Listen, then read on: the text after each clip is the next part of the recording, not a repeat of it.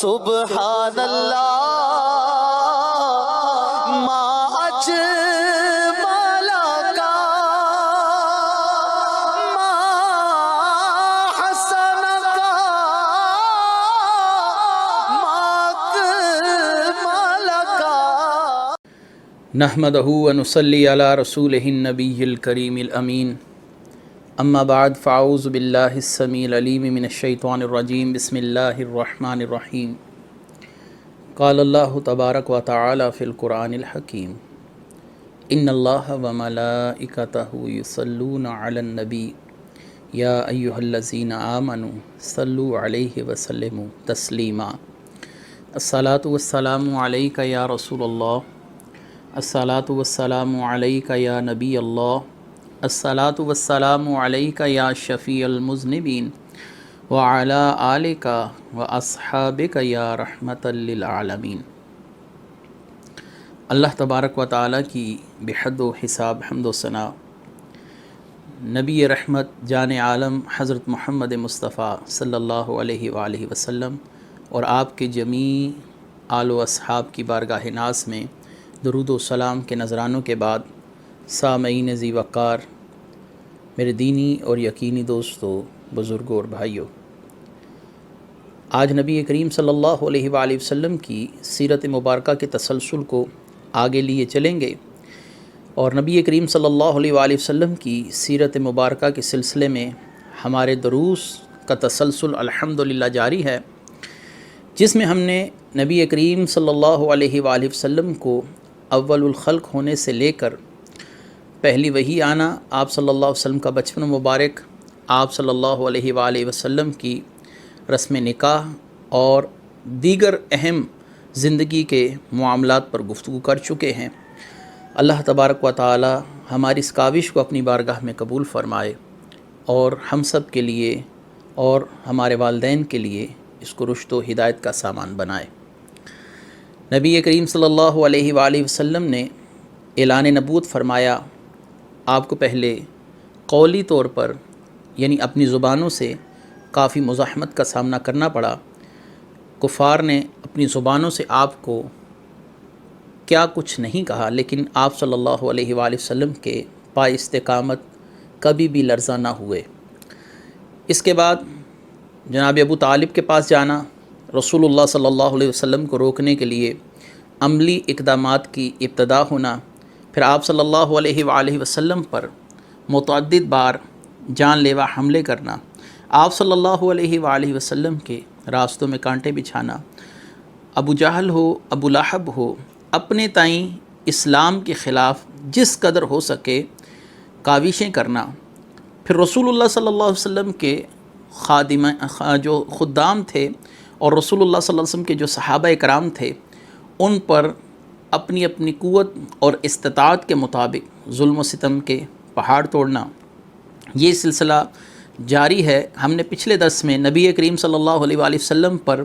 ابتدائی اسلام کے دور میں ایمان اور اسلام لانے والوں کی تکالیف اور اذیتیں بیان کی تھیں، اور یہ تسلسل آج بھی جاری رہے گا کہ آپ صلی اللہ علیہ وسلم کے صحابہ کرام نے کس حد تک تکالیف کا سامنا کیا اور اپنی استقامت اور اپنی جرت، اپنے صبر کے ساتھ وہ اللہ تعالیٰ کے بارگاہ میں مقبول بندے بنے۔ اللہ تبارک و تعالیٰ نے ان کو اپنی رضا کی سند عطا فرمائی۔ حضرت ابوبکر صدیق رضی اللہ تعالیٰ عنہ، آپ حضرت بلال رضی اللہ تعالیٰ عنہ، ان کی والدہ سیدہ حمامہ رضی اللہ تعالیٰ عنہا، اور اس کے علاوہ بہت سے لوگوں کو اپنی طرف سے کثیر رقم دے کر آزاد کروا چکے تھے، تاکہ یہ لوگ مکے کی آزاد فضاؤں میں سانس لے سکیں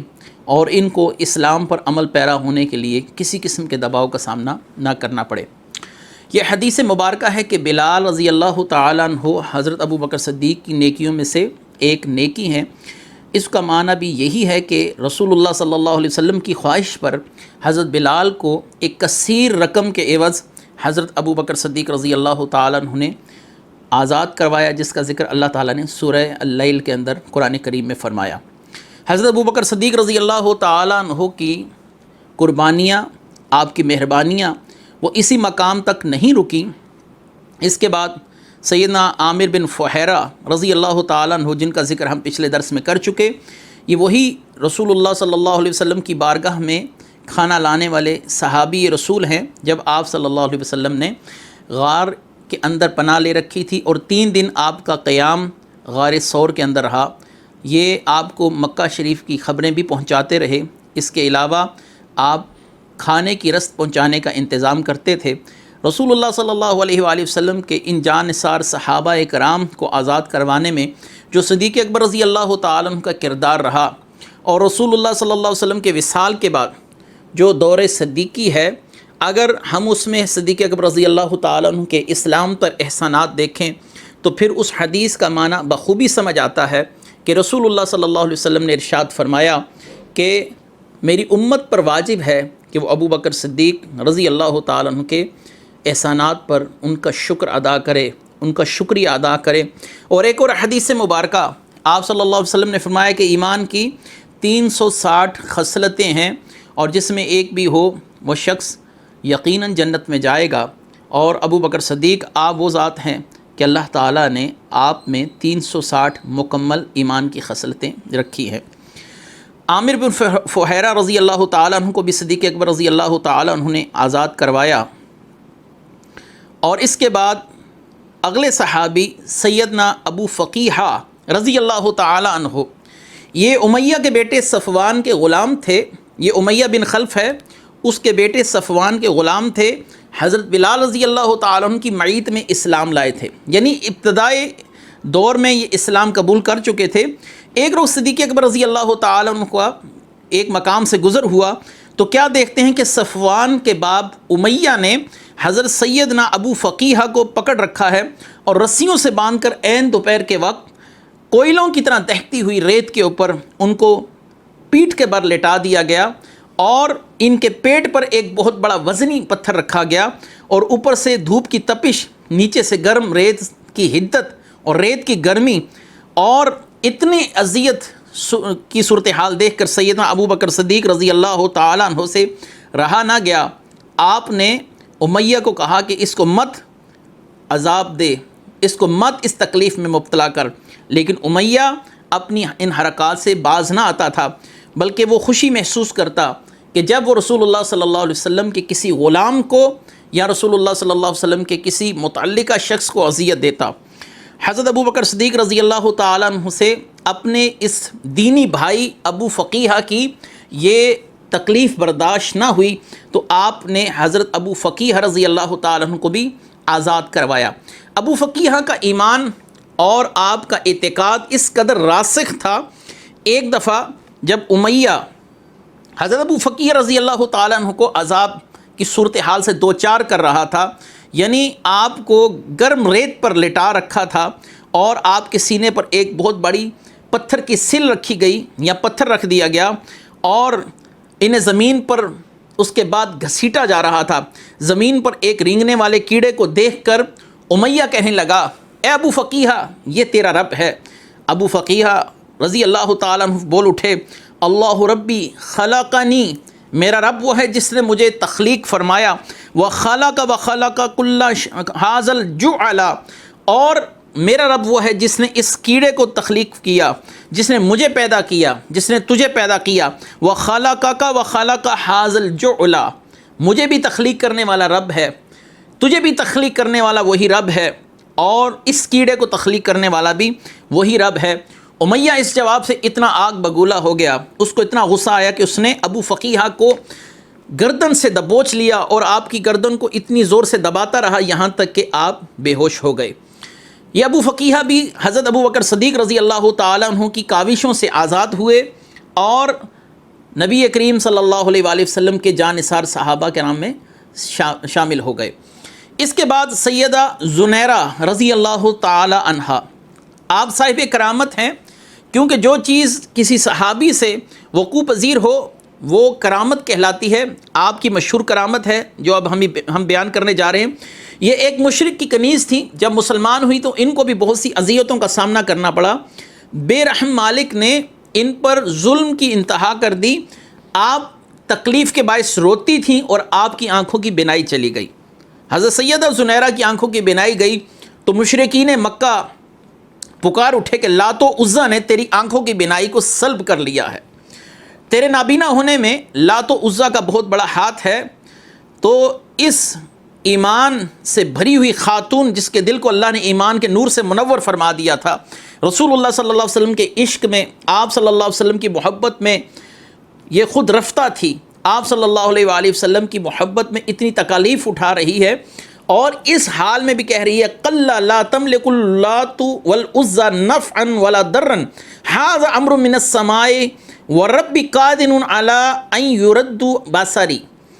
کہ ہرگز نہیں باخدا لات و عزیٰ تو کسی کو نقصان نہیں دے سکتے، نہ ہی انہوں نے یہ نقصان دیا ہے، یہ تو آسمانی حکم ہے. ھذا امر من السماء، یہ آسمان سے اللہ کا حکم ہے. قادر علی ان یرد بصری، میرا رب اس بات پر قادر ہے کہ میری بصارت کو لوٹا دے. اور جب صبح ہوئی سیدہ زنیرہ کی آنکھ کھلی تو اللہ نے آپ کی بصارت کو لوٹا دیا تھا. یہ سیدہ زنیرہ کی کرامت بھی ہے، دین اسلام کی حقانیت کا واضح ثبوت بھی ہے. قریش کی آنکھوں پر بدبختی کے پردے پڑ چکے تھے، اس کے باوجود دیکھ رہے ہیں کہ ایک نابینا خاتون بینا ہو گئی اور اس کو اس کے رب واحد لا شریک رب کریم پر جو یقین ہے اور اپنے رب پر جو اعتماد ہے، اس کے صدقے اللہ تعالیٰ نے اس کی بصارت کو لوٹا دیا. یہ اتنی واضح دلیل تھی کہ اس کے بعد اب انکار کی کوئی گنجائش نہیں رہتی تھی. لیکن ان لوگوں نے عصبیت میں آ کر، ضد میں آ کر سیدہ زنیرہ رضی اللہ تعالیٰ عنہ کی بصارت کا معاملہ دیکھ کر بھی اسلام کی حقانیت کا انکار کر دیا. حضرت صدیق اکبر رضی اللہ تعالیٰ عنہ آپ نے سیدہ زنیرہ کو بھی آزاد کروایا. ابو جہل اکثر کہا کرتا تھا کہ اگر اسلام میں کوئی خیر ہوتی اور اگر کوئی بھلائی ہوتی تو ایسے غریب لوگ اسلام میں کیوں داخل ہوتے؟ ہم جیسے صاحب ثروت و اعجاز، ہم جیسے مخیر حضرات، ہم جیسے سرداران مکہ یہ اسلام کو پہلے قبول کرتے. لہٰذا اس کے ذہن کے مطابق اسلام کی حقانیت کی دلیل فقط یہ تھی کہ اگر اسلام کو غربا قبول کر رہے ہیں تو اس کا مطلب ہے کہ اسلام دین حق نہیں ہے، نعوذ باللہ. اس کے ذہن کے مطابق اسلام اگر حق ہوتا تو عمرا اور صاحبان دولت اور صاحبان عزت اور جو اس وقت مکے کے سردار تھے وہ اس کو قبول کرتے. یہ اس کی دلیل قطعاً غلط ہے، کیونکہ رسول اللہ صلی اللہ علیہ وآلہ وسلم نے فرمایا کہ اسلام غربا سے شروع ہوا اور غربا پر آ کر ختم ہو جائے گا. اس کے بعد اگلی صحابیہ ہیں سیدہ ام انیس. ان کا نام ام انیس بھی ہے اور بعض سیرت نگاروں نے آپ کا نام ام عبیس بھی لکھا ہے. یہ بنو زہرہ کی خاتون تھیں. اسود بن عبد یغوث انہیں طرح طرح کے عذاب میں مبتلا کرتا. صدیق اکبر رضی اللہ تعالیٰ عنہ نے ام انیس کو بھی خرید کر آزاد کروایا. سیدہ زنیرہ اور ام انیس، عامر بن فہیرہ، ابو فقیہہ، ہمامہ، سیدنا بلال رضی اللہ تعالیٰ عنہ، اسلام کی پہلی صف کے وہ عظیم لوگ، وہ جلیل القدر صحابہ اکرام جنہوں نے اسلام کی تکلیف اور اسلام کے لیے تکلیف کا دور اٹھایا اور اسلام کے لیے قربانیاں دیں. ان تمام لوگوں کو اگر آزاد کروایا تو صدیق اکبر رضی اللہ تعالیٰ عنہ نے اپنی طرف سے دولت خرچ کر کر ان کو آزاد کروایا. اس کے بعد دوسری صحابیہ سیدہ نحدیہ اور ان کی بیٹی، ان کا واقعہ، یہ دونوں ولید بن مغیرہ کی لونڈیاں تھیں. ولید بن مغیرہ کی بدبختی یہ کوئی چھپی ہوئی بات نہیں. قرآن کریم نے ولید بن مغیرہ کے لیے سورہ قلم کے اندر جو اوصاف بیان کیے ہیں وہاں پر ولید بن مغیرہ کے متعلق تفصیل کے ساتھ مفسرین نے بحث کر دی. خیر قصہ مختصر یہ ہے کہ سیدہ نحدیہ اور ان کی بیٹی یہ ولید بن مغیرہ کی لونڈیاں تھیں، وہ ان پر ظلم و ستم کرتا. جب یہ ایمان لے آئیں تو بے رحم اس ولید بن مغیرہ نے اور اس کی زوجہ نے انہیں مختلف قسم کی اذیتیں پہنچائیں اور انہیں اس بات پر مجبور کرتے رہے کہ تم یہ دین چھوڑ دو، آپ صلی اللہ علیہ وآلہ وسلم کا دامن چھوڑ دو، تجھے یہ دین قطعاً کوئی فائدہ نہیں دے گا. ایک دن وہ ماں بیٹی اپنی مالکہ یعنی ولید بن مغیرہ کی اہلیہ کا آٹا پیسنے جا رہی تھیں. صدیق اکبر رضی اللہ تعالیٰ عنہ نے اسی وقت ان دونوں کی قیمت دے کر ان کو آزاد کروا دیا اور کہا کہ اب تم چاہو تو یہ آٹا پیسنے جو تم جا رہی ہو اس کو واپس اپنی مالکہ کو لوٹا دو، کیونکہ میں نے تمہیں آزاد کروا دیا ہے۔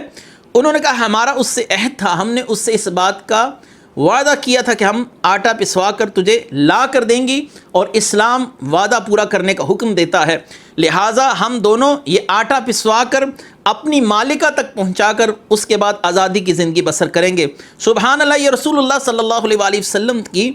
عالمگیر تبلیغ کا نتیجہ ہے کہ دلوں کو اللہ تبارک و تعالیٰ نے ایسا تبدیل کر دیا کہ اپنا وعدہ اگر کافر کے ساتھ بھی ہے تو اس کو پورا کیا۔ یہ رسول اللہ صلی اللہ علیہ وسلم کی فیضان نظر کی کرامت آپ اس کو کہہ دیجئے، رسول اللہ صلی اللہ علیہ وسلم کا فیض کہہ دیجئے کہ آپ صلی اللہ علیہ وآلہ وسلم کی نظر کرم جس پر پڑتی تھی،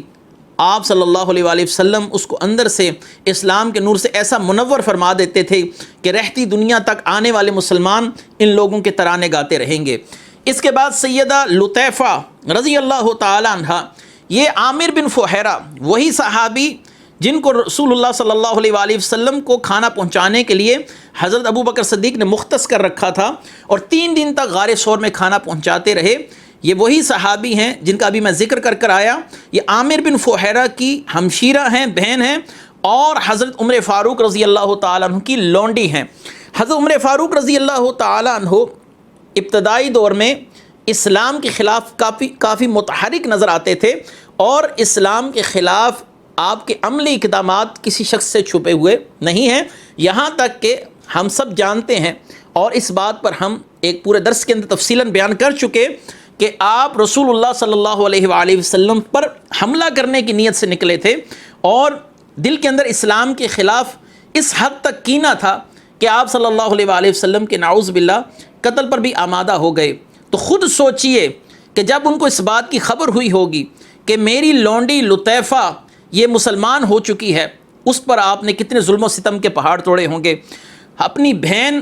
فاطمہ کو آپ نے مار مار کر اور اپنے بہنوئی کو مار مار کر لہو لہان کر دیا تھا، ان کے لیے آپ کے دل میں کوئی رحم پیدا نہ ہوا۔ اسلام کے خلاف اس حد تک سیدنا عمر فاروق رضی اللہ تعالی عنہ کے دل کے اندر اس وقت غصہ تھا، جلال تھا۔ آپ نے اپنی لونڈی کے ساتھ کس حد تک ظلم والا معاملہ کیا ہوگا، یہاں تک کہ آپ نے اسے پیٹنا شروع کر دیا، اور اتنا پیٹا کہ آپ تھک گئے، اور آپ کہنے لگے میں ذرا سستا لوں، کچھ آرام کر لوں، اس کے بعد پھر میں تجھ پر اذیتوں کے سلسلے شروع کروں گا۔ اس تشدد کا سلسلہ جاری تھا، لطیفہ یہ برداشت کرتی رہیں۔ ایک وقت وہ آیا جب حضرت عمر فاروق رضی اللہ تعالیٰ عنہ مسلمان ہوئے، تو لطیفہ کہنے لگی اے عمر، تمہیں یاد ہے کہ تمہیں جو مار مار کر تھک جاتے تھے، اور اگر تم مسلمان نہ ہوتے تو یاد رکھو جس طرح تم میرے ساتھ معاملہ کرتے تھے، میرا رب تمہارے ساتھ بھی ویسا ہی معاملہ کرتا، تمہیں اتنی تکلیفوں سے، اتنی اذیت سے گزرنا پڑتا۔ یہ رسول اللہ صلی اللہ علیہ وآلہ وسلم کی صحبت کا فیضان ہے۔ آپ صلی اللہ علیہ وآلہ وسلم کی کیسی عظیم نظر تھی کہ جس پر پڑتی تھی اسے اپنی جان سے زیادہ اللہ کے رسول کا دین عزیز ہو جاتا تھا۔ اپنی اولاد، اپنے مال،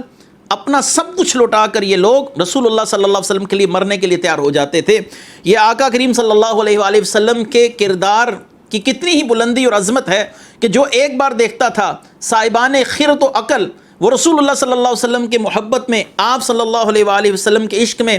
ایسے والہانہ مست ہوتے، نہ ان کو اپنے ماں باپ کی فکر رہتی، نہ اپنے پر ہونے والی اذیتوں کا خیال رہتا، نہ اپنے مالی معاملات کے اندر کفار کے مقاطعہ کا خوف رہتا۔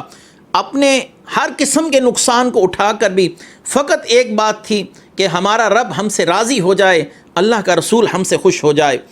نبی کریم صلی اللہ علیہ وآلہ وسلم کے ان صحابہ کرام پر جن کا بھی میں نے ذکر کیا، یہ وہ لوگ تھے جو بحیثیت غلام یا بحیثیت لونڈی زندگی گزار رہے تھے، اور ان کو زیادہ اذیت کا سامنا تھا کیونکہ یہ کسی کے ماتحت تھے، اور جب انسان کسی کے ماتحت ہوتا ہے تو اس سے بالا اور اس سے مقام اوپر رکھنے والا شخص اپنے حد المقدور اپنے تائیں مکمل کوشش کرتا ہے کہ میں اپنے مکمل اختیارات سے اس شخص کو اس کے راستے سے پھیر دوں، لیکن رسول اللہ صلی اللہ علیہ وآلہ وسلم کا کوئی صحابی بھی اس صراط مستقیم کو چھوڑنے کے لیے تیار نہ تھا۔ اس کے بعد ان صحابہ کرام کی طرف لوٹتے ہیں جو اگرچہ غلام تو نہ تھے اور رسول اللہ صلی اللہ علیہ وآلہ وسلم کی محبت میں، آپ کی محبت کی وارفتگی میں وہ بھی اذیتیں برداشت کر رہے تھے۔ ان میں پہلا نام خباب بن الارت کا آتا ہے۔ یہ آزاد ماں باپ کے آزاد فرزند تھے، یہ کسی کو غلام نہ تھے، لیکن کسی نے ان کو زمانہ جاہلیت میں پکڑ کر اپنا اسیر بنا لیا اور کسی منڈی میں جا کر فروخت کر دیا۔ ام انمار نے ان کو خرید لیا۔ یہ بہت ظالم عورت تھی۔ ام انمار ان سے آہن گری کا پیشہ کرواتی تھی، یعنی جس کو آپ لوہے کا کام کرنے والا کہتے ہیں یا لوہار کہتے ہیں۔ سرکار دو عالم صلی اللہ علیہ وسلم سے الفت ہوئی، آپ صلی اللہ علیہ وآلہ وسلم کے عشق کے اسیر ہوئے، آپ صلی اللہ علیہ وآلہ وسلم کی دعوت پر لبیک کہا، مسلمان ہو گئے۔ ام انمار کو جب اس بات کا پتہ چلا کہ سیدنا خباب بن الارت مسلمان ہو چکے ہیں، تو وہ آپ کو جو اذیت دیتی تھی وہ اگر آپ سن لیں تو آپ کی روح تک کانپ اٹھے گی کہ بھٹی کے اندر ایک لوہے کے ٹکڑے کو رکھ کر اس کو سرخ کیا جاتا تھا، پھر اس کو کسی چمٹے کے ساتھ پکڑ کر سیدنا خباب بن الارت کے سر کے اوپر رکھ دیا جاتا تھا، جس سے آپ کا سر جلس جاتا تھا، جل جاتا تھا۔ آپ کے سر مبارک پر بہت سے ایسے نشانات تھے جہاں پر لوہے کو گرم کر کے لگایا جاتا تھا۔ آپ چیخ پڑتے تھے۔ رسول اللہ صلی اللہ علیہ وآلہ وسلم جب آپ کی چیخیں سنتے، فرماتے اللہم انصر خبابن، یا اللہ خباب کی مدد فرما، یا اللہ اس کے لیے آسانیاں فرما۔ حضرت خباب نے ایک دفعہ طویل اور ایک بہت طویل عرصے کے بعد رسول اللہ صلی اللہ علیہ وسلم کی بارگاہ میں درخواست کی، یا رسول اللہ صلی اللہ علیہ وسلم، یہ اذیتوں کا سلسلہ برداشت نہیں ہوتا، میرے جسم کو داغا جاتا ہے، میرے سر کے اوپر آگ سے دہکتے ہوئے اس لوہے کو ٹکڑے کو رکھ دیا جاتا ہے۔ نبی کریم صلی اللہ علیہ وآلہ وسلم کا چہرہ اقدس جلال سے سرخ ہو گیا۔ آپ نے فرمایا اے خباب، تم سے پہلے بھی لوگ اللہ پر اور اس کے رسولوں پر ایمان لائے، اور کفار نے ان کو راستے سے ہٹانے کے لیے لوہے کی کنگھیوں سے ان کے جسموں کو نوچ ڈالا، حتیٰ کہ گوشت اتر کے ان کی ہڈیاں ظاہر ہو گئیں، لیکن انہوں نے اپنا دین نہیں چھوڑا۔ تم یاد رکھو، استقامت سے، صبر سے اسی راستے پر چلو، ایک وقت آئے گا کہ جب اللہ تعالیٰ اسلام کو غلبہ عطا فرمائے گا، اور ایک مسافر روانہ ہو کے یمن سے، صنعاء سے، یعنی یمن کا ایک شہر ہے، وہاں سے روانہ ہو کے حضر موت تک آئے گا، لیکن اس کو کسی شے کا خوف نہیں ہوگا، کسی کو یہ خطرہ نہیں ہوگا کہ کوئی بھیڑیا اس کی بھیڑ کو اٹھا کر لے جائے گا۔ انہیں انگاروں کی طرح گرم سنگ ریزوں پر بھی لٹایا گیا۔ یہ بھی آپ کی اذیتوں کا ایک باب ہے، یہاں کہ ان کی پیٹھ کا پانی یہ خشک ہو گیا، یعنی پیٹھ کے اندر جو گوشت ہوتا ہے، اس گوشت کے اندر جو اللہ نے نمی رکھی ہے وہ ختم ہو گئی۔ آپ اپنی داستان خود یوں بیان فرماتے ہیں کہ جب مجھے گرم دہکتے ہوئے کوئلوں کے اوپر لٹایا جاتا تو میری پشت کی چربی کے ساتھ وہ کوئلے دہکتے ہوئے جو تھے وہ بجھ جاتے تھے، یعنی میری کمر سے رسنے والا خون اور چربی ان کوئلوں کو بجھا کے رکھ دیتی تھی۔ آپ لوہاروں کا کام کرتے تھے، آپ کو متعدد بار کہا گیا کہ محمد صلی اللہ علیہ وآلہ وسلم کا دامن چھوڑ دو، آپ کہتے لا واللہ لکفر بمحمد حتی تموتا ثم تبعثا، خدا کی قسم میں اپنے محبوب نبی کریم صلی اللہ علیہ وآلہ وسلم کا انکار ہرگز نہ کروں گا، آپ کا دامن قطعا نہیں چھوڑ سکتا، میں ہر تکلیف اٹھانے کے لیے تیار ہوں۔ آپ کی پشت پر صحابہ اکرام کہتے ہیں ایسے نشانات پڑ چکے تھے جیسے کسی برس کے مریض کی پشت پر میں نشانات ہوتے ہیں، یعنی پشت کا رنگ بالکل سفید ہو چکا تھا۔ اس کے بعد سیدنا عمار بن یاسر رضی اللہ تعالیٰ عنہ، بہت ہی جلیل القدر صحابی، ابو ذر، حضرت عمار بن یاسر اور مولا علی مشکل کشا، ان کے لیے رسول اللہ صلی اللہ علیہ وآلہ وسلم کی ایک الگ سے حدیث مبارکہ جو ان کی فضیلت پر بڑی واضح دلیل ہے کہ آپ صلی اللہ علیہ وآلہ وسلم نے ارشاد فرمایا کہ میں نے جنت کو ان لوگوں کا مشتاق دیکھا ہے، ان میں سیدنا ابو ذر غفاری رضی اللہ تعالیٰ عنہ کا بھی ذکر خیر فرمایا، سیدنا عمار بن یاسر رضی اللہ تعالیٰ عنہ کا بھی ذکر خیر فرمایا، مولا علی مشکل کشا کرم اللہ وجہ الکریم کا بھی ذکر خیر فرمایا کہ جنت انہیں ملنے کی مشتاق ہے، دنیا جنت دیکھنے کی مشتاق ہے اور جنت ان لوگوں سے ملنے کی مشتاق ہے۔ ان کو بھی آگ کے عذاب سے گزارا جاتا۔ ابن جوزی نے اپنی کتاب کے اندر لکھا الوفا کے اندر، بسا اوقات سرور دو عالم صلی اللہ علیہ وآلہ وسلم ایسے اوقات میں تشریف لاتے جب ان کو عذاب دیا جا رہا ہوتا، آگ کا عذاب، یعنی آگ کے معاملے پر ان آگ کے کوئلے دہکا کر ان کو اس پر لٹا دیا جاتا، تو نبی کریم صلی اللہ علیہ وآلہ وسلم اپنے دستے شفقت سے ان کے سر پر ہاتھ پھیرتے اور فرماتے یا نار کونی بردًا وسلاما علی عمار کما علی ابراہیم، اے اللہ آگ کو ٹھنڈا کر دے عمار کے لیے، عمار کو ہمت عطا فرما، عمار کو صبر عطا فرما۔ محض حضرت عمار رضی اللہ تعالیٰ عنہ ہی نہیں، آپ کے والد، آپ کی والدہ بھی اس عذاب میں مبتلا تھے، اسی پریشانی کے اندر مبتلا تھے، کفار نے انہیں انہی تکلیفوں میں مبتلا کر رکھا تھا۔ ام ہانی فرماتی ہیں، یہ حضرت علی رضی اللہ تعالیٰ عنہ کی بہن ہیں اور انہوں نے اسلام فتح مکہ کے موقع پر قبول فرمایا۔ حضرت عمار، ان کے والد حضرت یاسر اور ان کی والدہ سمیہ، یہ رسول اللہ صلی اللہ علیہ وسلم کے وہ وفا شعار لوگ تھے کہ ان پر ظلم و ستم کے پہاڑ توڑ دیے گئے، لیکن آپ کے کسی فرد نے بھی، خاندان کے کسی فرد نے بھی رسول اللہ صلی اللہ علیہ وآلہ وسلم سے بغاوت کا راستہ نہیں اپنایا۔ اور یاد رہے کہ آپ کی والدہ سمیہ یہ اسلام کی پہلی شہید ہیں۔ ابو جہل نے آپ کے زیر ناف نیزہ مارا، جس سے سیدہ سمیہ کی شہادت ہوئی۔ فہی اول شہیدۃ فی الاسلام، اسلام میں اگر کوئی پہلے شہید ہوا تو وہ سیدہ سمیہ رضی اللہ تعالی عنہا تھی۔ اللہ تعالیٰ ان کی قبر اقدس پر اپنی کروڑہ رحمتوں کا نزول فرمائے۔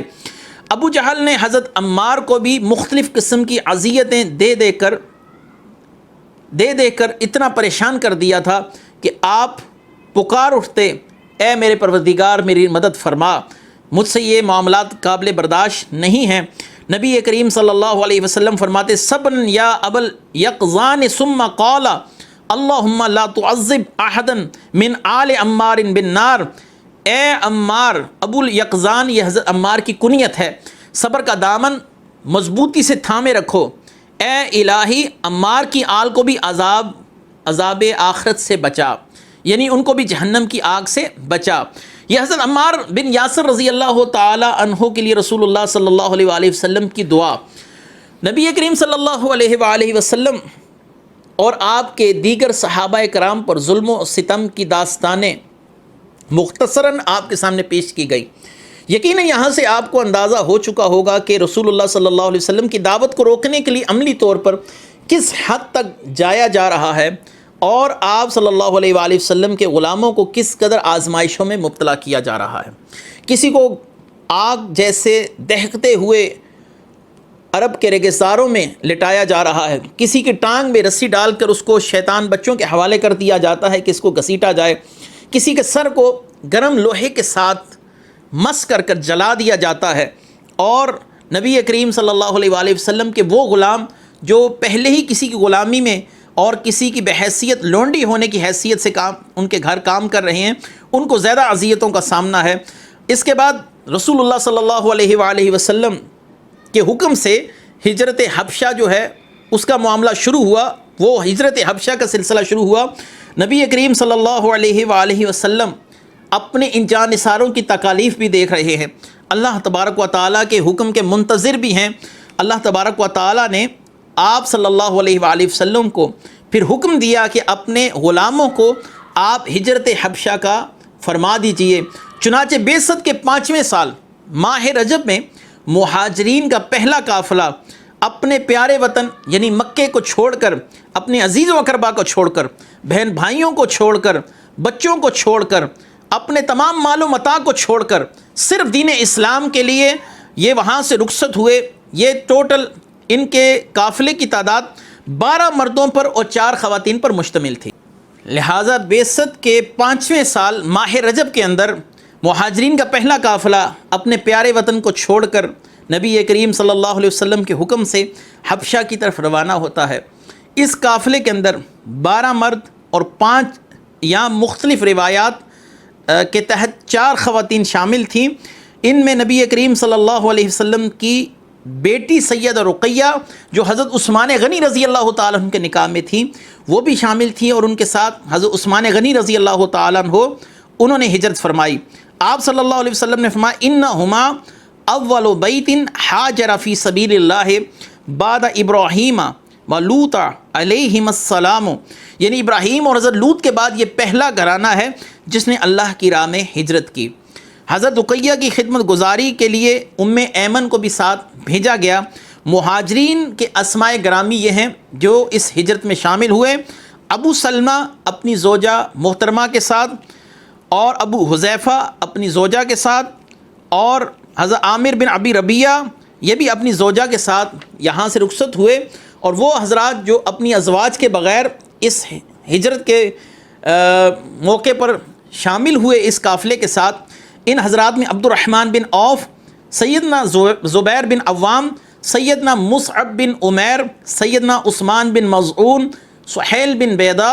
ابو صبرہ بن ابو رحم، حاتم بن عمرو، حضرت عبداللہ بن مسعود رضی اللہ تعالیٰ عنہ۔ یہ قافلہ رات کی تاریکی میں مکے سے نکلا اور ایک کشتی جو کہ حبشہ کی طرف جا رہی تھی، انہوں نے فی کس نصف دینار کرایہ ہر فرد نے دیا اور بغیر کسی تاخیر کے حبشہ کے لیے روانہ ہوئے۔ قریش کو جب ان کے متعلق معلوم ہوا تو قریش نے ان کا تعاقب کرنے کی بہت کوشش کی، اور ان کے قدموں کے نشانات کو دیکھتے ہوئے وہ اس ساحل تک جا پہنچے جس ساحل سے یہ لوگ حبشہ کی طرف روانہ ہوئے تھے، لیکن قریش بر وقت نہ پہنچ سکے۔ اس طرح یہ لوگ بخیر و عافیت حبشہ میں جا پہنچے۔ جس بندرگاہ سے یہ کشتی روانہ ہوئی تھی اس کو معجم البلدان کے اندر امام حموی نے شعیبہ کا نام دیا ہے۔ یہ شعیبہ کی بندرگاہ سے لوگ روانہ ہوئے جو جدہ سے کچھ فاصلے پر موجود ہے، یعنی جدہ سے جنوب کی طرف واقع ہے۔ اہل مکہ جب حبشہ میں پہنچے تو ان کو نجاشی نے بڑے کھلے دل کے ساتھ خوش آمدید کہا، اور ان کے لیے کسی قسم کا بھی کوئی مسئلہ حبشہ میں پیش نہ آیا۔ ان کو مذہبی آزادی دے دی گئی تاکہ وہ اپنے مذہب کی عبادات اپنے دین کے مطابق عمل پیرا ہو سکیں۔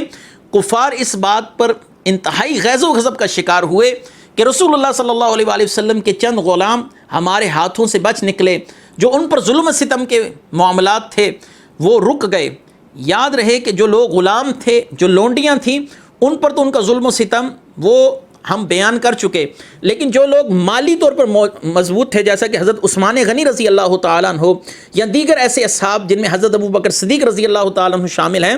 تو کفار ان پر عملی طور پر حملہ کرنے سے کچھ اجتناب کرتے تھے، کیونکہ یہ لوگ ایسے ہیں جن کا یہاں پر مکمل اثر و رسوخ ہے، لیکن ان کے ساتھ عملی طور پر مالی معاملات کے اندر مقاطعہ کرتے تھے، ان سے تجارت نہیں کرتے تھے۔ رسول اللہ صلی اللہ علیہ وآلہ وسلم کو اس کے بعد ہجرت مدینہ کا حکم دیا گیا۔ انشاءاللہ اگلے درس میں ہم رسول اللہ صلی اللہ علیہ وسلم کی وہ عظیم ہجرت جو آپ نے صدیق اکبر رضی اللہ تعالیٰ عنہ کی معیت میں فرمائی، اس کا ذکر خیر لے کر حاضر ہوں گے۔ اللہ تبارک و تعالی ہمیں اپنے محبوب کریم کی محبت پر موت نصیب فرمائے۔ وآخر دعوانا ان الحمد للہ رب العالمین۔ سبحان اللہ